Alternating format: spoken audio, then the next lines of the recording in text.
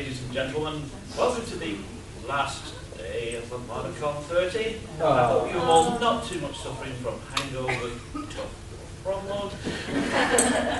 I would like to introduce Lionel to the first panel.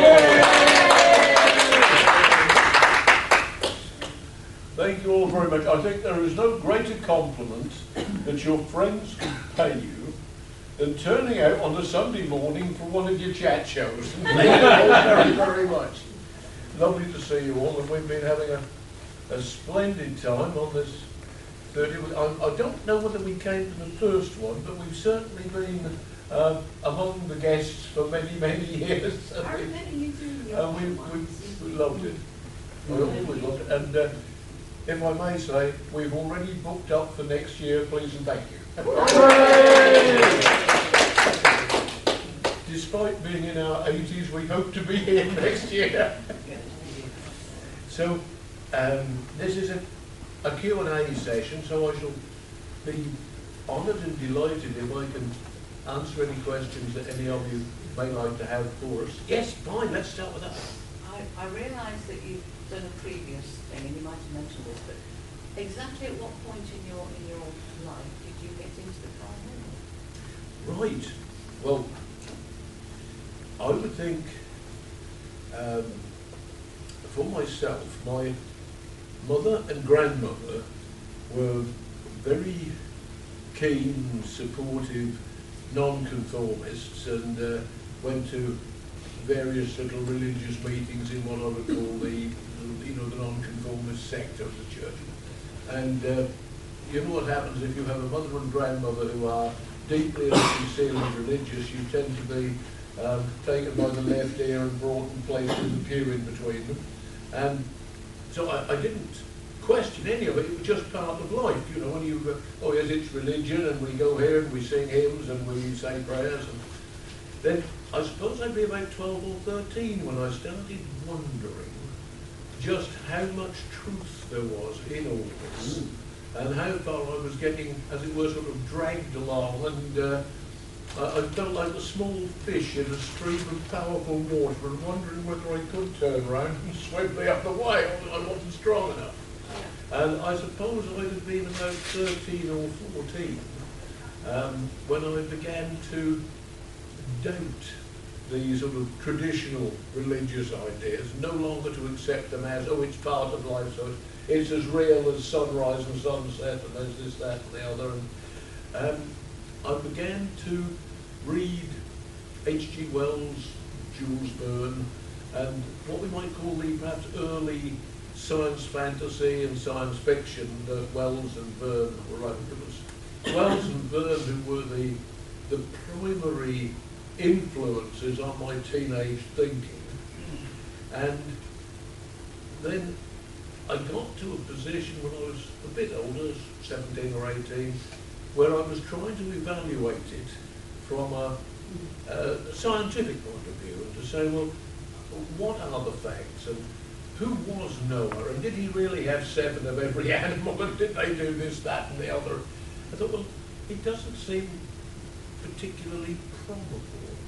And so I would say, you know, as a broad answer to your question, I was in my late teens when I took a serious interest in the paranormal, and began going along to, we had a spiritualist society in Norwich, and they would have an eminent medium down every week for giving us the weekly lecture, and I would go along avidly and listen.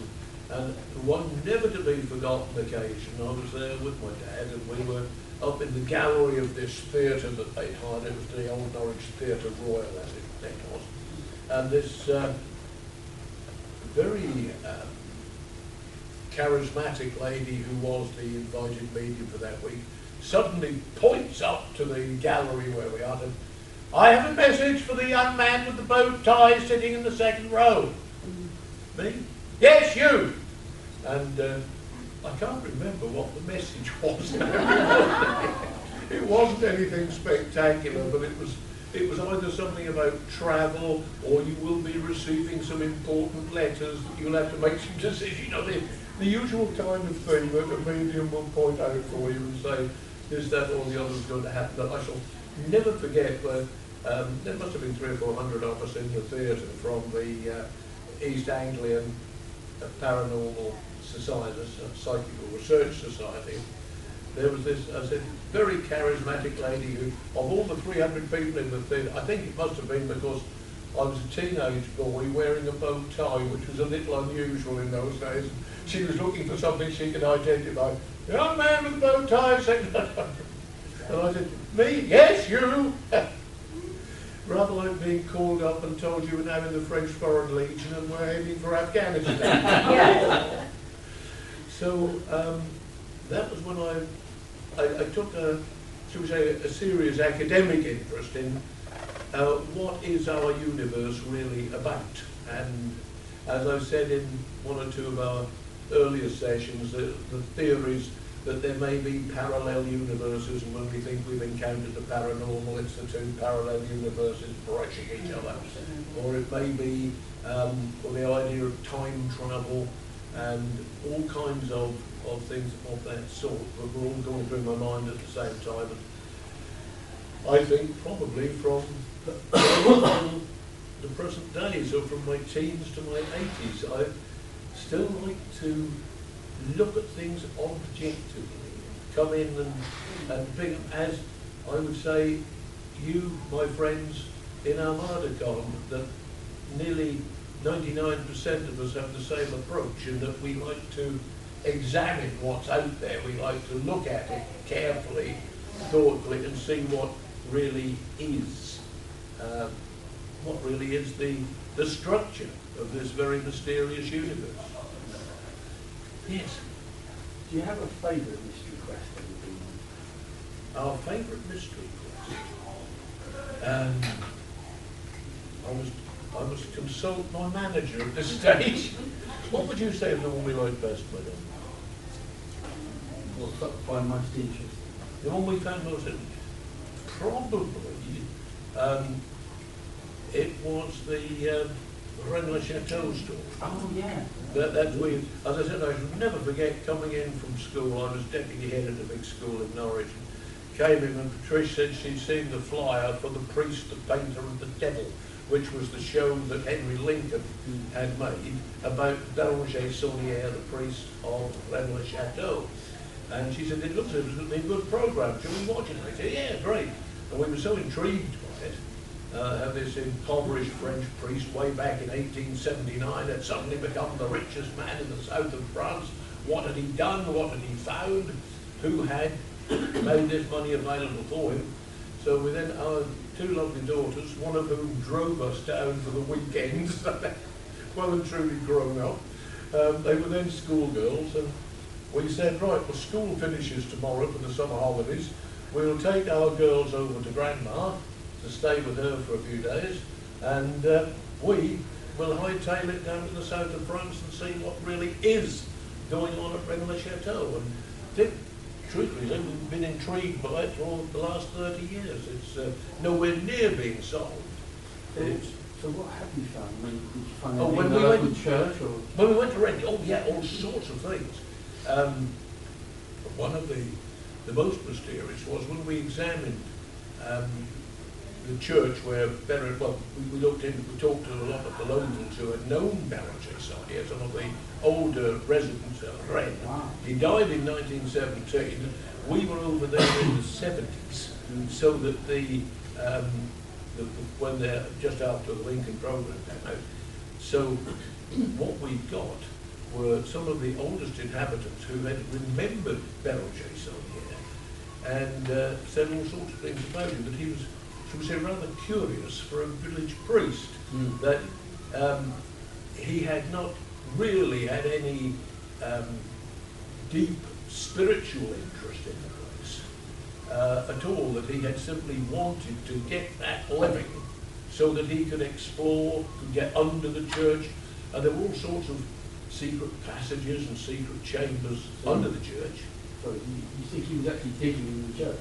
I think he was under the foundations of the church, because there were these chambers and passageways, and it seemed that something or someone had notified him as a young man long before he went to college that there was something hidden at Rennes Chateau. Now, whether it was, and this is where the legends sort of came in as to what might have been concealed there was the story that when Urim and Thummim, which were the sacred stones used by the Jewish high priests, and which they would throw, and then depending upon how they landed, if you can imagine them as multifaceted dice, and it would depend on what came up, at which they may have had as many as 8 or 10 faces on each of the 2 stones, and then when you threw them, it would all depend what came up. And if you were one of the priests who had been trained to read them and know what the symbolism was, then you would make your declaration about, oh, the stones have said this or the stones have said that. They were used most frequently, as far as the ancient historians could tell us, when the Jewish army was about to go into battle. And you would throw the stones to see whether you were likely to win or likely to lose. And if Urim and Thummim said don't go, they would be a peace negotiation. And if they said do go, you're going to win, in they went. So one of the theories about Rennes and about Bérenger Saunier was that he had heard that among the other treasures that were hidden somewhere in that very mysterious village were these 2 strange stones which had been looked. Yeah, remind me? Oh, yes. I need this marvellous young woman's memory. There was one of the things that he found was this mysterious parchment, which I would need to look up again in our book on the Rennes, but it had all sorts of very strange codes and symbols on it, and it got him going on the quest and the track of the other treasures down there. But yes, there were the hills all around Rennes, one of which was the site of the Temple Castle. And this is where the Rennes-le-Château story begins to link in with the mystery of the Templars. Because there were a group originally known as Paulicians after St. Paul, and they developed into a secondary group called the Cathars, who lived on much later. And they were said, and I think this is what Bérenger Saunier had got hold of before he became a priest, and it was what motivated him to become a priest so he could take the living at Rennes, that these ancient treasures, which had been preserved by the Cathars, had included, and of course you then get all the historic references to, was it the Holy Grail, was it the Ark of the Covenant, was it the Urim and Thummim, was it the emerald tablets of Hermes Trismegistus, which might also have been the Urim and Thummim. They could well have been the same precious stone. Saunier therefore went through a great hardship. He wasn't a genuinely religious man, but he went through a Jesuit seminary, which must have been extremely hard going for a man who was not truly spiritual, but to have kept up with all that ritual and the lengthy prayers and other religious practices. And then nobody wanted the living of Rennes-le-Château, which had been empty for years because the stipend was something like 10 shillings a week. Now, even in 1870, you couldn't do very much with 10 shillings. You couldn't really feed yourself. So old Saunier got into the habit of going round all his parishioners at meal times. And he came on, this is your parochial visit. Oh, is that breakfast? And then he got on the next bloke at lunch and the third one, so he got 3 meals a day by timing his pastoral visits accordingly. And then, whatever it was that had led him to it, whatever it was that happened to make him a multimillionaire, once he'd become rich, and I do say this in Saunier's favour, because he's a bit of a dubious character in some ways, but he had some good points, and one was that he was grateful to the people who'd helped him. And it was amazing that someone, I suppose we'd been a local farmer or smallholder, and we'd invited this hungry priest in, given him a bit of bread and cheese and a glass of milk. And once he'd hit the money, we get invited back with all our family, and there's a 5-course meal on with wine between every course. And he spent much of his money entertaining the villagers who had been so kind and generous to him. Yeah? So that was a good point about him. I rather approved of that if we're evaluating his lifestyle. And then there's the mystery of his death. So what's the book you've written on this? This one, what's the name of our book?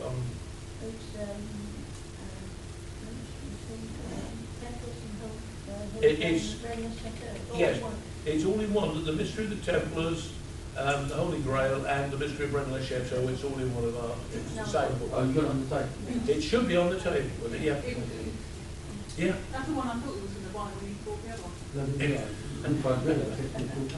Right, there should be one. There should be one on the table, and we.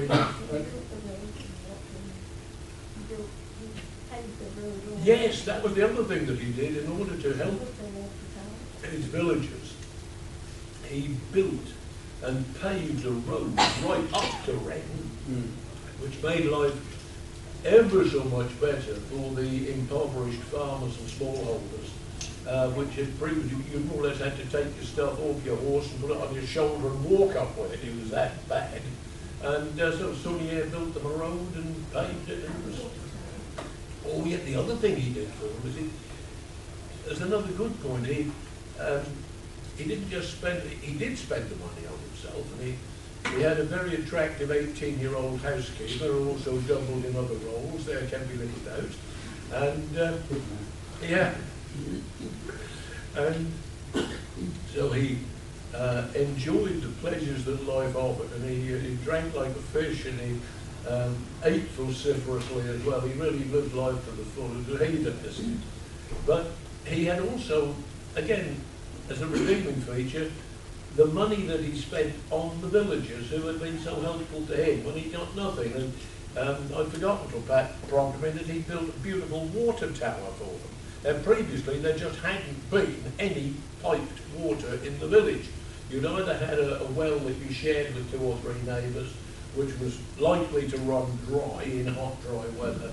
And Saunier, but what it must have cost even in the 19th century to build a water tower and get all supplied from with pumps and pipes to make sure that the village never went short of water again. So he did a great deal of good as well as looking after number one.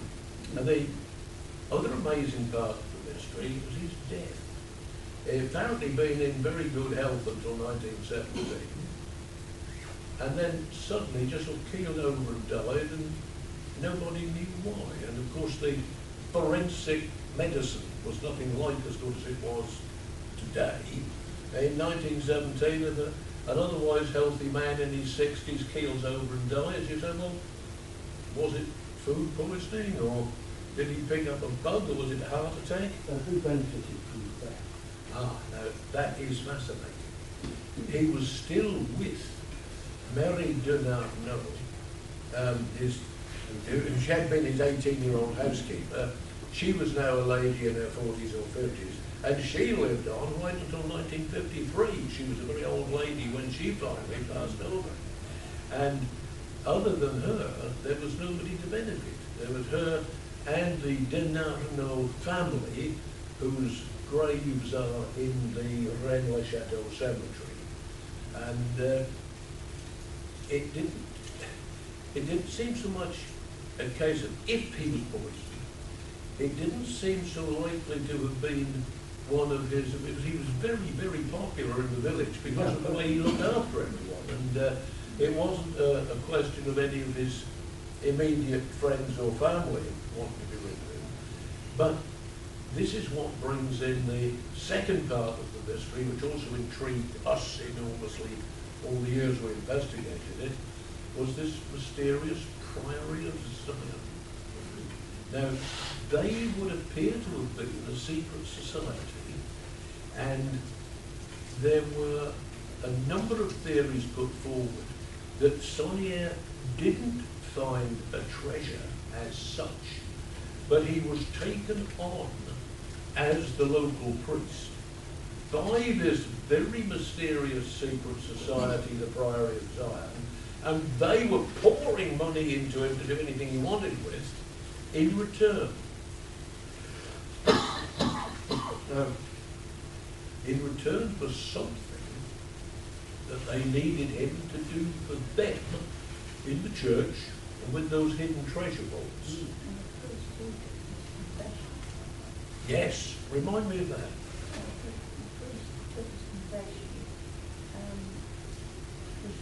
Very upset and ran to the right from the face and had a nervous breakdown. Yes, no. This was the priest from the next parish who, when Sonnier was on his deathbed, was called in to take Sonnier's confession. And Sonnier said something to him which terrified him out of his wits. He left his parish and fled. Now, what had Sonnier, was this something about this dangerous and mysterious secret society, the Priory of Zion? And nobody knows who they were or what they were, but there are just occasional references. And if you like to dig into them on the internet, Priory of Zion or in the French spelling, there are references to them as a, well, almost like a sort of Ku Klux Klan, or the, trying to think of another organisation like that. But they have existed over the centuries. They've been very secretive and also regarded as very, very dangerous. Whether, as if they were at the back of that red mystery, whether they were providing Sonnier both with money and with, it would seem most probable theory that they were responsible for his death. He had obviously done something that they didn't want, or he had failed to do something they did want, and they decided, right, Sonnier can go, he's no longer the faithful and obedient servant that we need. There's that kind of danger associated with the Priory of Zion. And, so I'm not really still following the shadow of Sonnier. One of the sort of confusing matter, but also rumours that he was refused absolution. no, that's a very, very good point.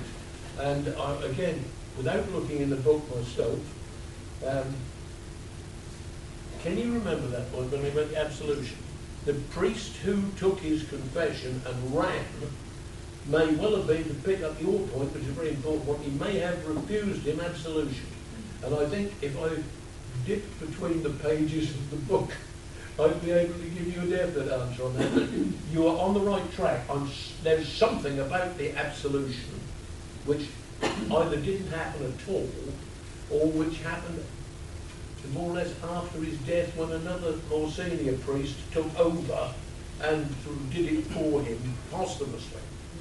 But there was something very, very curious about what he had confessed that terrified this other village priest out of his wits. Now, what could that have been? And there's this huge question mark when you dig into the story of Béranger Sonnier and the enormous amount of wealth that was somehow generated from Rennes Chateau. It is an enormous mystery. One of the other things that ties in with it is all of this emphasis upon the Church of Mary Magdalene. And you will all, I know, have read from time to time of the various theological and religious history theories suggesting that Jesus and Mary were married. And in the Gospel, which we attribute to St. John, when there are references, John never names himself. He always talks about the disciple whom Jesus loved.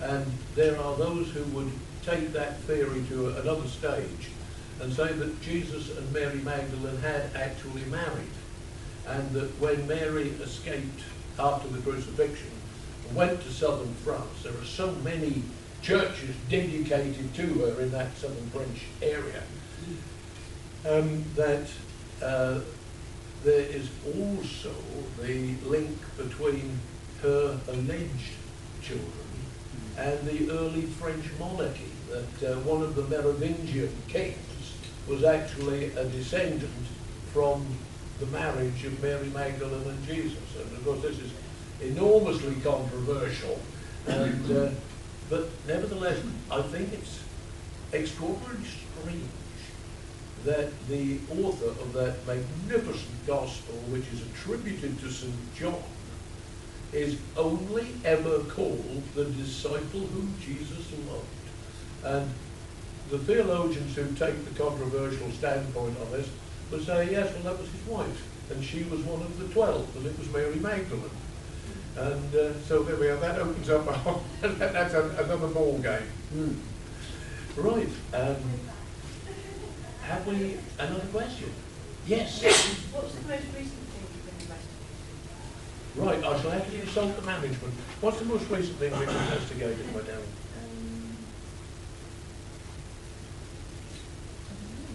I'm trying hard to think. Made numerous... Where were you last? Yeah. Numerous trips out to Oak Island. One of the most recent things I did was on a program which was called Castles of Horror, and that was a few years back now, but it was one that we were in, I was being taken over as the presenter by the director and producer, and one of them, we went over to Germany to have a look at Babelsberg, and that was one of the most strange and mysterious experiences I think I've ever had in all the years that we've been investigating unsolved mysteries.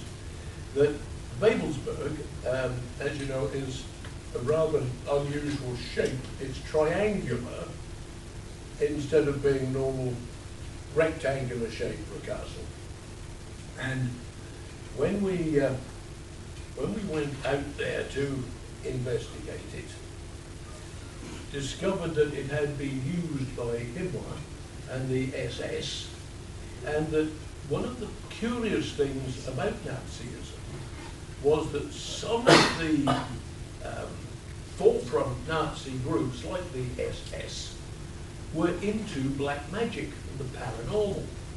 And when we got up to the top floor, and we've been working on this series throughout, my cameraman and my sound engineer were two of the most sensible pals I've worked with.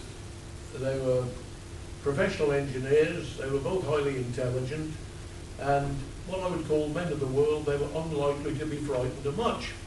And we went up to this top floor where the SS had used all their meetings under Himmler's direction.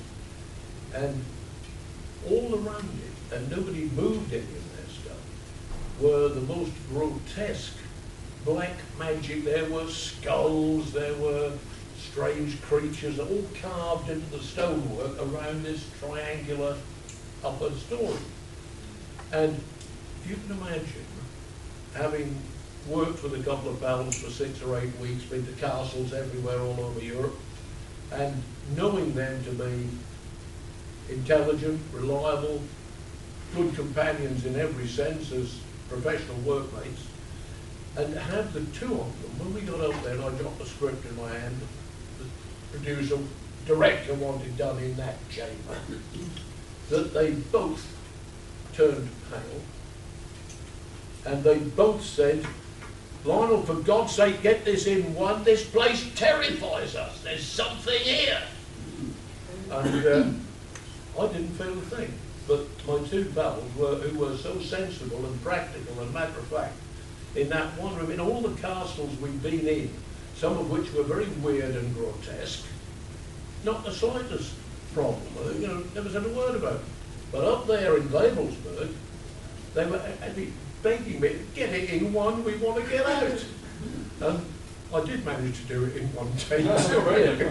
Got my two pals out of it. But what I was wondering was the connection with that.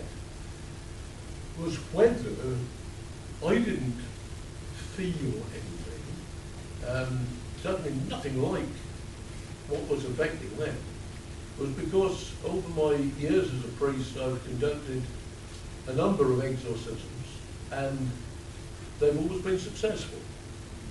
And I rather wondered whether, we all have different spiritual qualities. Someone will be particularly kind and compassionate. Someone else will be,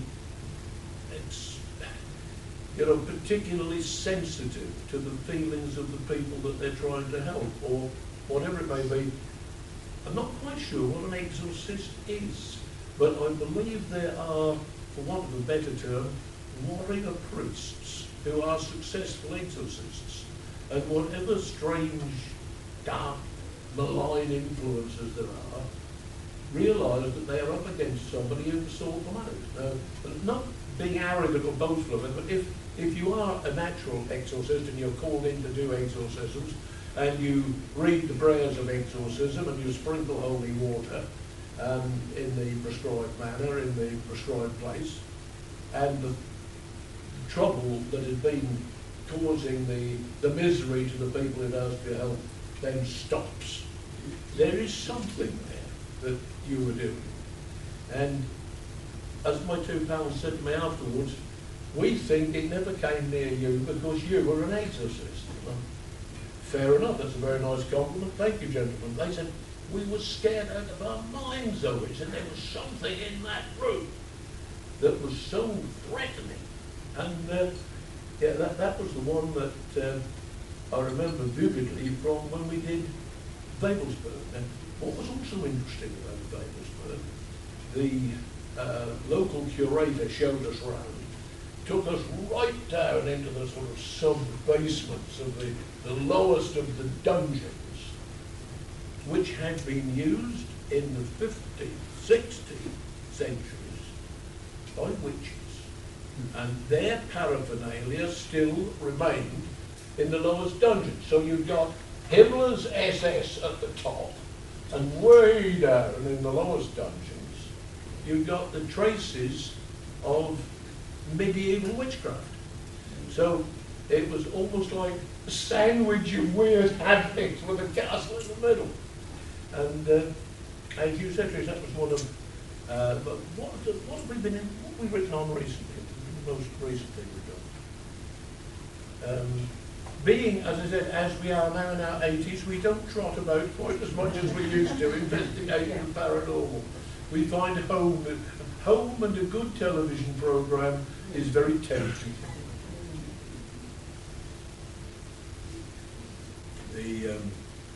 What was the... Oh, sorry. Sorry. Out of all the experiences that you have had, have there actually been any places that you've been to that you either witnessed or felt things that you couldn't explain? Like given Babelsberg, for example. Yes, tell me about that. Remind me. Oh, this young man who worked there. Oh, came to see us and asked for help. Yes. Yes. Yeah, because he was being attacked by something. Right. Yes. This is one that, in answer to your question, I think would be the sort of experience that we've had that would be relevant to your question. Young man came to see us, and again, it really follows on from the exorcism that I've done over the years. The poor guy came to see us, and he said that he had to give up his job.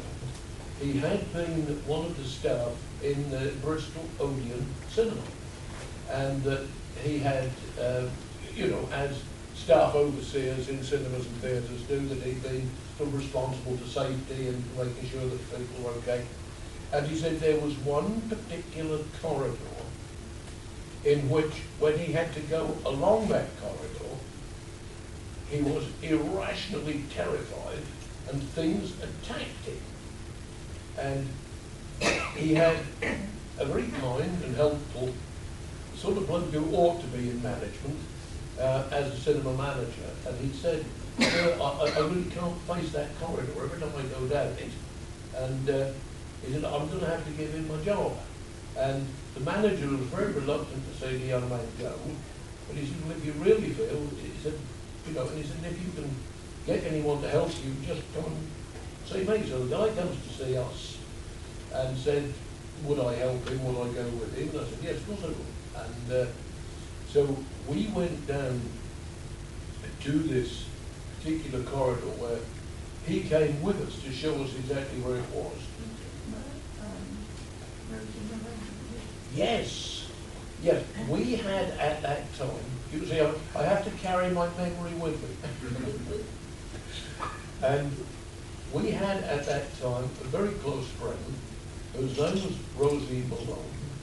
And Rosie was one of the most sensitive psychic mediums that we ever had the pleasure of working with. She was a lovely person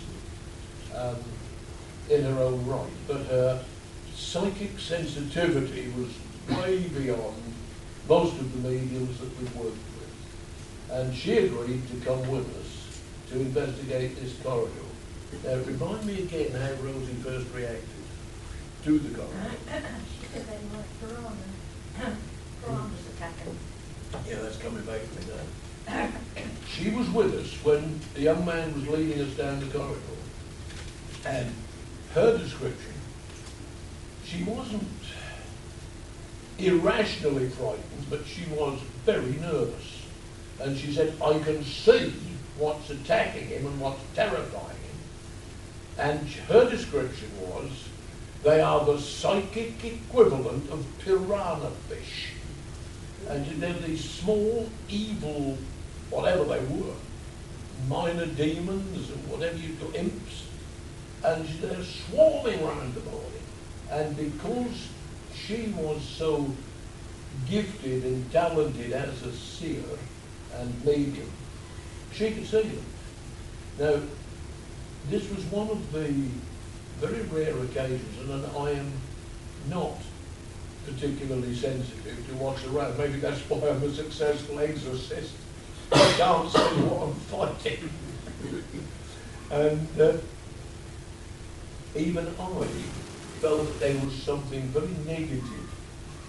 The sort of sense that I had of it was, if you're riding your bike and you see thick black clouds blowing in your direction, you know there is going to be a thunderstorm very shortly, and it's that sort of atmosphere you get. I don't like the look of those clouds. It was, I don't like what's in this corridor. I can't see it, I can't touch it. But there's something terrifying this boy out of his wits. And Rosie said, they're like psychic piranha fish. I know it. That's it, yeah. I do need her. Well done. And yeah, Rosie also said that in addition to what she could see, there was a smell. And the smell, she said, was like corrupting flesh. The awful smell from a corpse that's long overdue for burial. I'm going to digress there. I only hit that really once badly.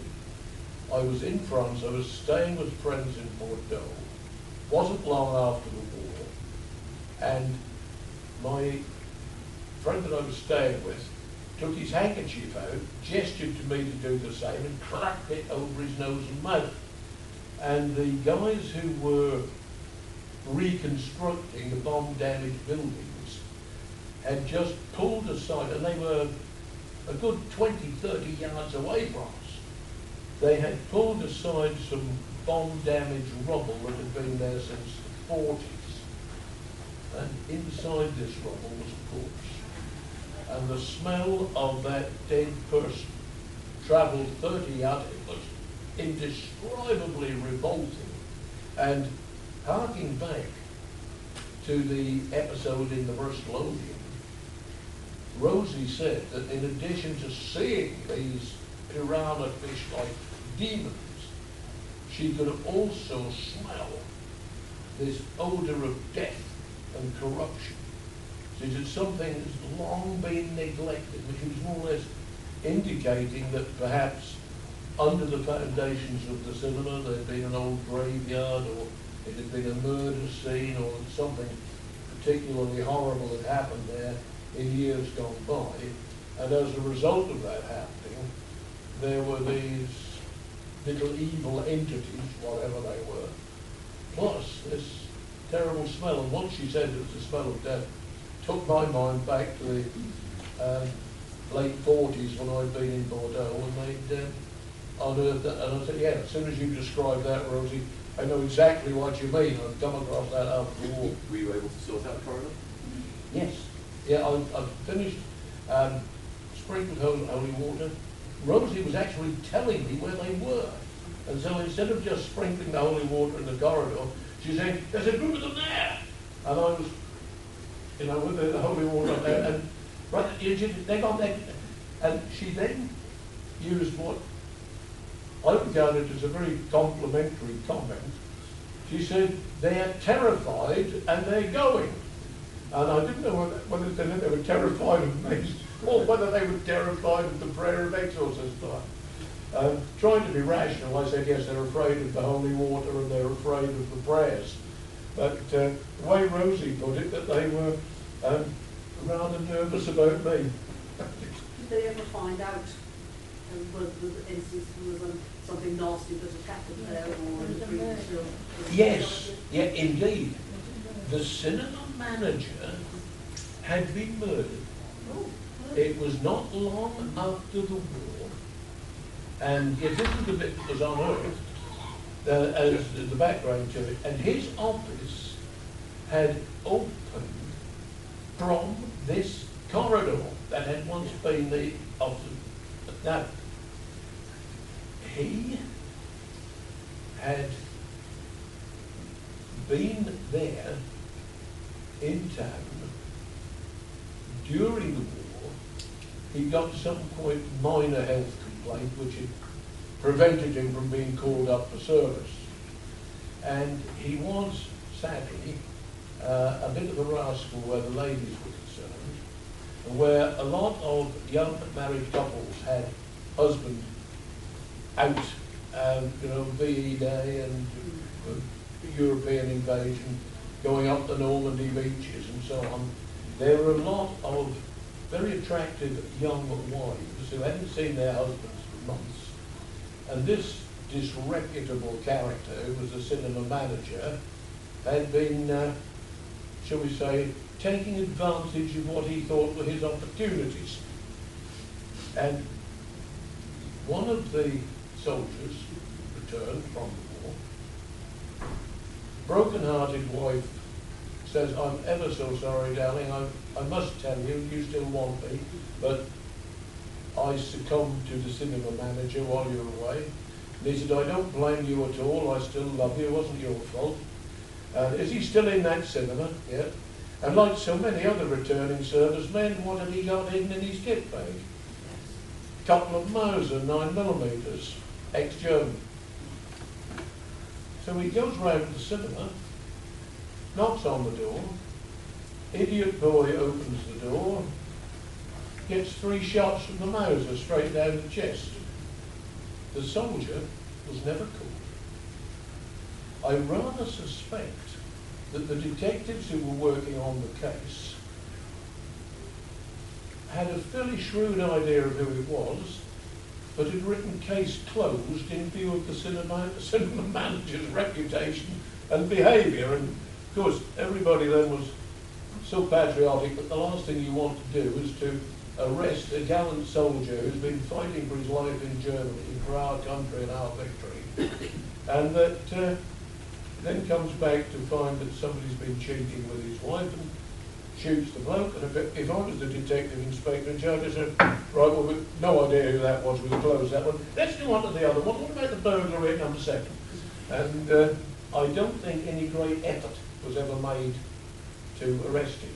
But that was what seems to have been, in so many cases that we read about and that we investigate, it's this issue of powerful emotion that seems to trigger or to open a gateway to psychic phenomena.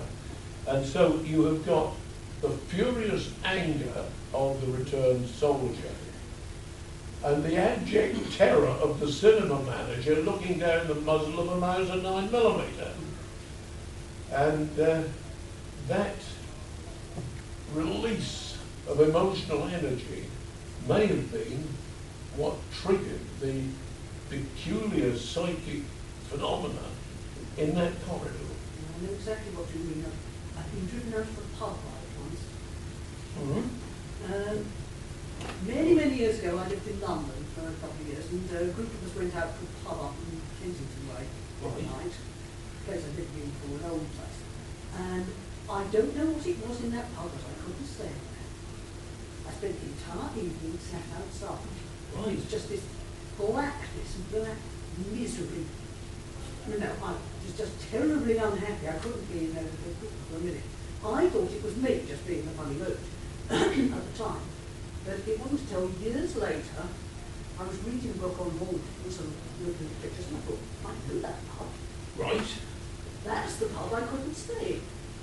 And it's a place, I think it's called the Volunteer, you might have heard of it. Right. And apparently the place was pretty notoriously haunted to the extent that the staff wouldn't stay there overnight. And it was something to do with in the 18th century that somebody had been murdered there in a quarrel over cheating at cards or something like that. Right. But it was absolutely, apparently the place was notorious, and I didn't know that when I went there. I'd never been No, there before. but you became very much aware of the But dark they were aware of atmosphere. something very, very negative and unpleasant Yes. that wouldn't let me stay there. It's so interesting. Yeah. Friend at the back with a question. No, it's just to add to that. Obviously, this is completely hindsight, but the World Trade Centre, we went there in '98, so it was 3 years before it actually came down. Right. And we went out on the top of that place, and all I could feel was down. It was horrible. I put it down to the residents of the building and the way they were built to withstand the wind, but also sort of Yes. rocking it rather than the Empire State, which was sort of solid steel. And I still maintain that that's probably what it was. And I don't get vertigo, but honestly, I've never really been up that high in my life. But all I felt going out on the top of the World Trade Centre was down. And I think I went back inside very quickly.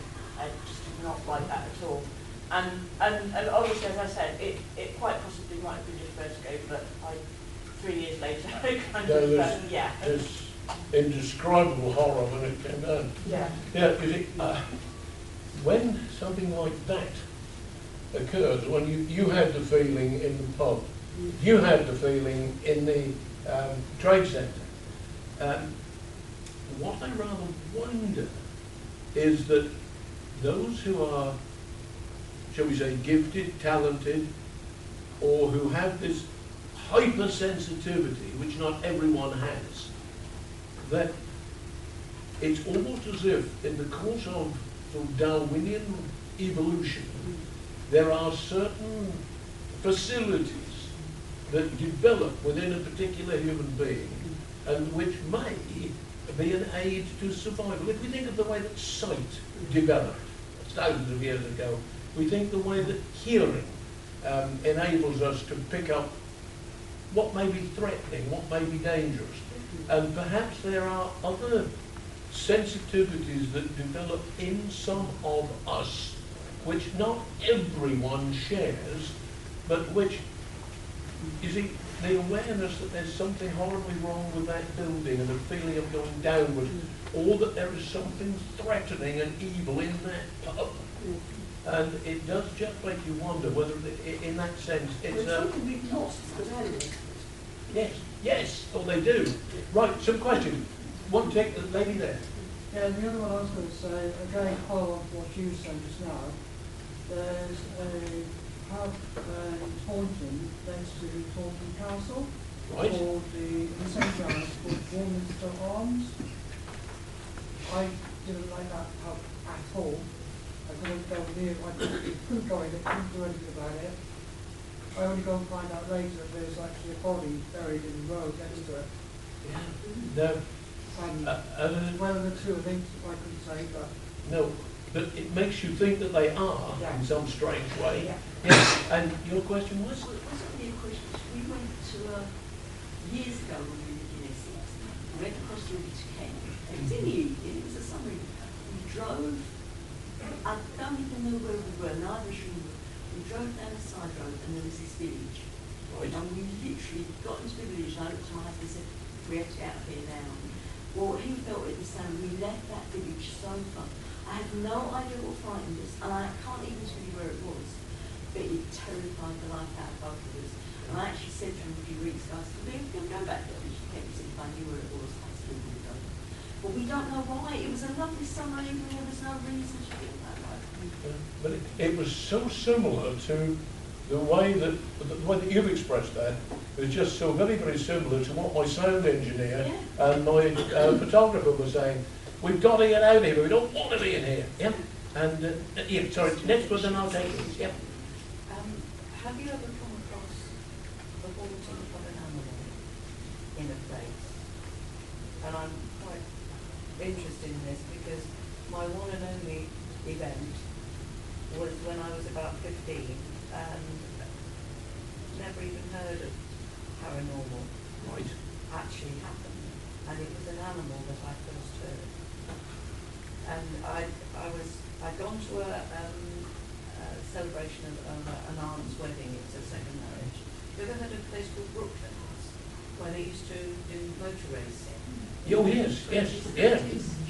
And a farm was built on part of the property, or had already been there for some time. And my aunt married the current farm manager, and we were all invited to a big party. And it was a beautiful summer. It was all out under the trees in the orchard. And I was 15, so I was being sent to get this, that, and the other from the house. And my mum said I've left my reading glasses in the far end of the lounge in my handbag. Will you go and get them? I went in. My aunt had obviously been there for some time because the whole place had been redecorated. Deep carpets everywhere. She liked her luxury. As I walked in through the kitchen, along the corridor, and into the end of the lounge, a dog followed me. I could hear it panting. I could hear its toenails on the linoleum and then on stone. I was walking on carpet. And I got to the end of the lounge and I found my mother's glasses, turned to look at the dog. I could then hear somebody breathing at the far dark corner, and something went as if on a bed. Right. And the dog gathered itself. You know, you can hear it when it's Oh yes, yes. leapt onto the bed, and then there was a sigh. There was nobody there. There was no dog. There was a deep piled carpet. Right. But I clearly heard But that the dog. sound was there, yes. Yet the nearest I could come to an investigation of that kind was in North Norfolk, and Pat and I are both from Norfolk. There was the famous black shuck. There was a big black dog that had once belonged to two fishermen. The boys had drowned when their boat had capsized. The dog had survived. The lads were, the bodies were brought ashore at two different villages, about 5 miles apart. And they were given parish funerals in the village where they landed on the beach. And the number of honest witnesses who have claimed that they have seen shuck running from one village to the other, and it spends a night with one of the masters it lost, and then it trots back and spends another night on the other grave, and it traverses that stretch of road. One of the most amazing stories, and again, when you were saying this was a carpeted floor and you could nevertheless hear the dog, the road over the years since the boys were drowned and Shuck first appeared has gone down, as some country roads do slowly. The village postman was cycling along that stretch of road and heard the dog behind him. Looked round, and it was never frightening or evil, it was just going to see its master's grave. It was a loving, loyal dog. Turned round, and there is big black Shuck, and as he looked more closely, he wasn't frightened, but was amazed. The dog's feet were 6 inches above the road, but it was sounding as if it was on the road, just like the episode that you gave us. Very strange. And you had a question too? Yeah, well, that one's the first sort of positive one we've actually talked about. So my question is going to be positive experiences. Well, investigating things that are positive. You know, that have got nice feelings about them. Yes. That have unexplained positive feelings for places. No. Have you come across many of those, even though we just talked about The negative things and the frightening things. Yeah. But there are undoubtedly, though they tend not to make their way into traditional ghost story collections, that they will tend to be written off almost as, well, we don't know how we got out of that, but a benign fairy appeared, or the mysterious old lady at the side of the road who had actually been a benign witch who'd worked there years ago, had come to the rescue of a broken down car and helped the guy to get his phone to work. So that there are benign occurrences, but they tend not to be included in the general run. And the manager has come to tell me it's 11 o'clock. Yes, sir? Yes, sir. May I just say thank you all ever so much.